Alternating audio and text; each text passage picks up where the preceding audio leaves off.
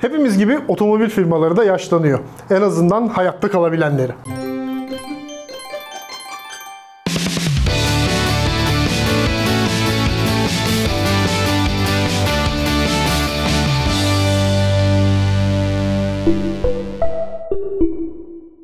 Markalar arasında DS, Cupra ve Polestar gibi son birkaç yılda ortaya çıkanlar olduğu gibi bir asrı çoktan devirenler de yer alıyor. İşte biz de ikinci grubu sizler için inceledik. Aslında bu İngiliz markasının geçmişi biraz karışık. Birçok üreticinin aksine farklı bir isimle doğan firma Lancashire Steam Motor Company olarak 1896 yılında gözlerini açtı. Hayatı boyunca birçok farklı isimle anılan üretici ilk olarak buharlı çim biçme makineleri ve vanlar üretti. 1907 yılında Leyland Motors ismini alan firma 1968 yılında British Leyland, 1986 yılında da Rover grubu oldu. Bütün bu isim değişiklikleri sırasında Land Rover 1978 yılında ismen ortaya çıktı. Leyland tarafından 1948 yılında üretilmeye başlanan Defender modeli bir ikon haline gelirken bu aracın yeni neslinin yakında tanıtılacağını da hatırlatalım.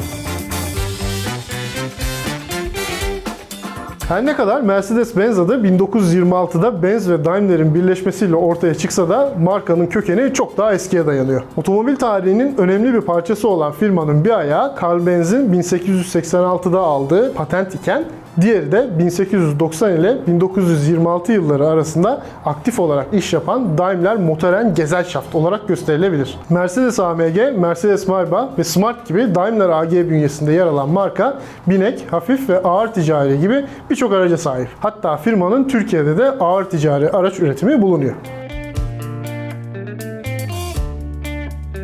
Fransız firmanın hikayesi aslında 1810 yılında başlıyor. O zamanlar Peugeot kahve öğütücü, tuzluk ve bisiklet gibi ürünlerle uğraşıyordu. 1896'ya gelindiğinde ise Armand Peugeot Société Anonyme des Automobiles Peugeot isimli firmayı kurdu. Ve bu oluşum hala hayatta. Hatta Fransız marka 1900'lü yıllara gelmeden motosiklet üretmeye bile başladı ve 1926 yılında bu iki bölüm resmen birbirinden ayrı şirketler haline geldi. 1970'lerde büyük bir yükseliş gösteren Peugeot 1974 yılında Citroen'in kontrolünü eline alırken bu sayede firmanın sahip olduğu Maserati de PSA grubuna katılmış oldu. Ne yazık ki İtalyan üretici sadece bir yıl sonra elden çıkarıldı. Grubun en yeni markaları ise Citroen'in alt markası olan DS ve Alman üretici Opel.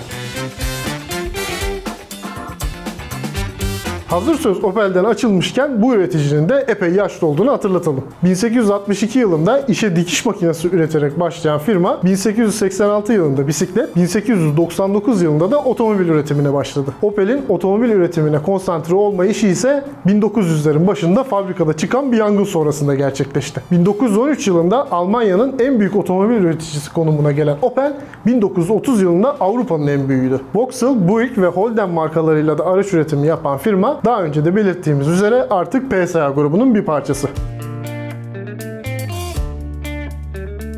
Elmas logolu şirketin macerası 1899 yılında Société Renault Frères adıyla Louis Renault ve iki kardeşi Marcel ile Fernand'ın iştirakıyla başladı. 1903 yılında kendi motorlarını üretmeye başlayan firma 1918 yılında tarım ve endüstriyel makineler üretimine bile girdi. Şu anda Renault-Nissan-Mitsubishi ortaklığının bir parçası olan Renault'un işleri iyi gidiyor. 2017 yılında ortaklığın toplam üretim sayısı dünyada bir numara olmayı başardı. Infiniti, Renault Sport, Renault Samsung Motor, Alpine, Dacia ve Lada gibi markalar bu büyük ortaklığın diğer üyeleri. Fabrika Italiano Automobili Torino ya da bilinen adıyla Fiat 1899'da Torino'da kuruldu. O zamanlar kimsenin büyük bir holding olacağını öngörmediği firma şu anda FCA grubunun temellerini oluşturuyor. İkinci Dünya Savaşı'nda büyük yaralar alan ve 1950'de yeniden kurulan Fiat'ın popülerliği 1960'larda tavan yaptı. Bu durumun nedenlerinden bir tanesi şüphesiz minik Fiat 500'dü. Şu anda Fiat ve markanın ticari ayağı Fiat Professional ürünleri birçok kıtada satılıyor. Hatta grubun içerisinde ağır ticari araç üreticisi Iveco'da bulunuyor. 1850 yılında Ignaz Schustala ismiyle kurulan firma 1890 yılında daha da komplike bir isim olan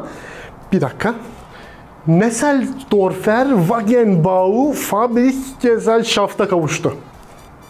Başta at arabaları ve tren vagonları üreten firma 1897 yılında Prezident isimli otomobilini üretti. 1898 yılında ilk kamyonunu üreten Tatra, 2. Dünya Savaşı sırasında Alman orduları için tank motorları ve kamyonlar üretti. 1999 yılından bu yana binek otomobil üretmeyen firma, onun yerine arazi kabiliyeti inanılmaz olan kamyonlar üretmeye devam etti. Bu araçlar arasında 4x4'ten 18x18'e kadar çekiş şekli sunan bir sürü seçenek bulunuyor. Çeklerin otomobil üretim kültürleri eskilere dayanıyor. Tatra'nın ardından inceleyeceğimiz Skoda da bu kültürü yaşatanlardan. 1895 yılında Loren ve Kleman olarak kurulan firma günümüzde bu ismi araçlarının en lüks donanımlarını belirtmek için kullanıyor. Zamanının birçok üreticisi gibi işe bisiklet ve motosiklet üreterek başlayan firma 1905 yılında otomobil üretimine geçtikten hemen sonra Avusturya Macaristan bölgesinin en büyüğü oldu. 1925 yılında Skoda Works isimli bir holding tarafından satın alınan firma Skoda Auto ismini aldı ve 2000 yılında da Volkswagen'in bir alt markası oldu. Bir listemizin daha sonuna geldik. Gördüğünüz gibi günümüzün otomobil üreticilerinden bazıları işe çok farklı yerlerden başlamışlar. Bu arada yakında 120 yılı geride bırakacak birkaç tane daha araç markası bulunuyor. Onların isimlerini hatırlayabildiyseniz aşağıda yorumlarda görmek isteriz. Kanalımıza abone olup videoyu beğenmeyi ve paylaşmayı unutmayın. Hepinize iyi sürüşler.